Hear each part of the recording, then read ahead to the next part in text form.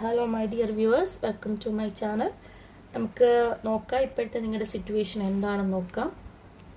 ലൈഫിൽ ഇപ്പം എന്താണ് നിങ്ങൾക്ക് കറണ്ട് കിട്ടാൻ പോകുന്ന സിറ്റുവേഷൻ നോക്കാം. 6 of Wands ആണ് വന്നേക്കുന്നത്. അതായത് നിങ്ങൾ എന്തോ ഒരു കാര്യത്തിന് വേണ്ടിയിട്ട് ഇറങ്ങിയിരിക്കുന്നു എന്നാണ് കാണുന്നത്. അതിൽ സക്സസ് ആണ് കാണുന്നത്.